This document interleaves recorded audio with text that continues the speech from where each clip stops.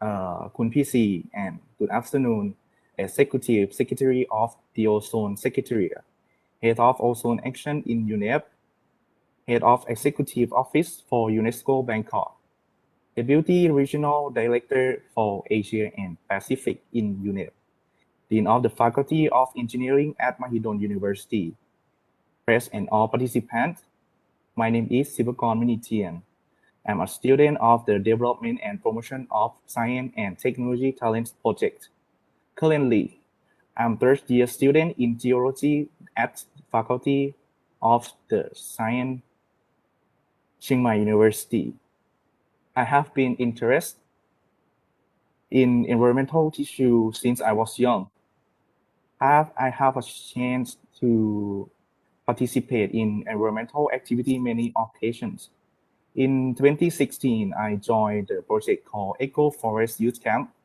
The project was designed based on the concept that sustainable natural resources and environmental conservation need to start from a rising awareness and instilling the value of conservation among young people who will play an important role in taking care of our natural resources in the future. And in 2015, I participated in International Ozone Essay Contest hosted by the Department of Industrial Work Thailand. The topic was how does our daily life protect the ozone layer? I won a regional prize and honorable mention prize. This contest broadened my views and raised my awareness of the ozone depletion problem. The impact of the environmental issue nowadays will affect young people more than older generation, simply because they will live longer, so they have to face the problem longer too. Therefore, it's very important to raise awareness and encourage youth to take a part in environmental solution, starting by implement green habit in family, school, community, and expand to nation in global scale. Let's focus on the ozone and the climate issue.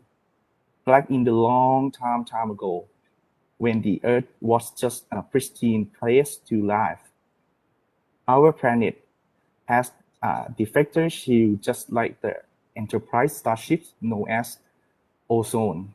The ozone layer in the stratosphere protects the Earth from the harmful ultraviolet or UV ray from the sun. However, an S1 in technologies, industry, and even daily activity creates substances that destroy the ozone layer. The hole in ozone layer allows the UV ray to reach the Earth's surface directly, which is harm to living things. Moreover, the harmful UV radiation through ozone hole will elevate the greenhouse effect that results from the build-up of greenhouse gas like carbon dioxide and methane. This greenhouse effect causes increasing of global temperature or global warming and has tendency to become even more turbulent. This is why I would like to convince everyone to be aware of how their activity will have negative impact on the ozone layer and ultimately destroy it. We cannot protect the ozone layer directly, but we can help to reduce the destruction of the ozone layer in our daily life. We have already reduced the use of substances that destroy the ozone layer called chlorofluorocarbon or CFC. CFC were used in the manufacture of aerosol spray, brewing agent for foam and packing material, as solvents, and as refrigerants. Luckily, it has been practiced worldwide under the guideline of the Montreal Protocol. In my view, the Montreal Protocol is a remarkable achievement in mankind history, where all nations are in harmony and have agreed to protect the Earth's ozone layer by phasing out hundreds of chemical substances that cause ozone depletion. The protocol is accepted by every country and has been in action since 1987. Thailand completely phased out CFC in 2010 and replaced them with hydrochlorofluorocarbon or HCFC, which are less damaging to the ozone layer. So we choose environmental friendly products that do not contain ozone depleting substance. The good news is the ozone layer is set to reverse course during our lifetime. This makes me very optimistic that we can reverse some of the damage that we have already done to the climate. We all need to act collectively, even as young people, because it's our own future. We are making better.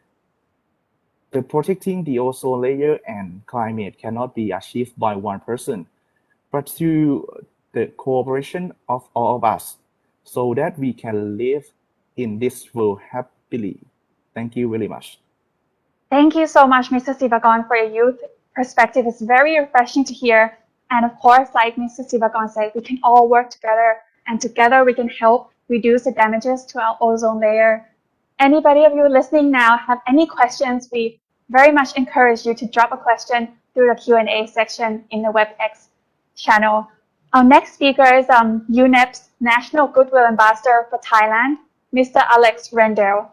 Mr. Rendell is an actor, singer, and a co-founder and chief executive officer of the Environmental Education Center, or EEC, an organization that raises environmental awareness among kids through camps.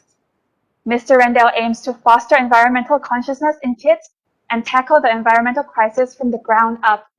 Unfortunately, Mr. Rendell is unable to join us today due to prior commitments. However, he has recorded a very interesting video. Please enjoy the video.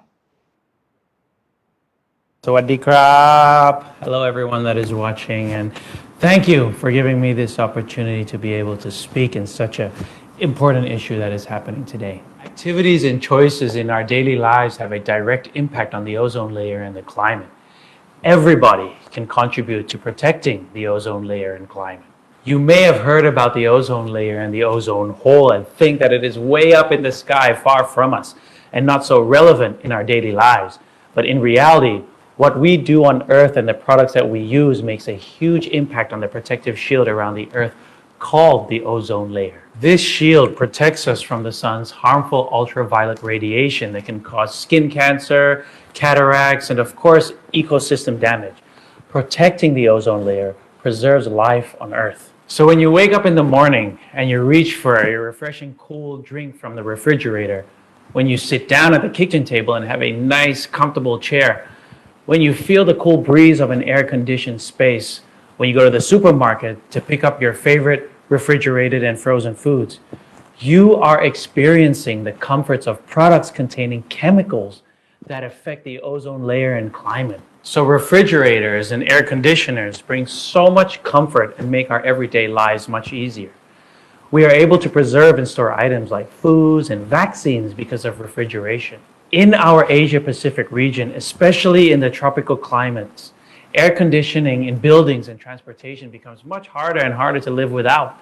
However, these appliances may contain ozone-depleting or high global warming potential chemicals and consume a significant amount of electricity, thus contributing to ozone depletion and climate change problems. You can do something about it.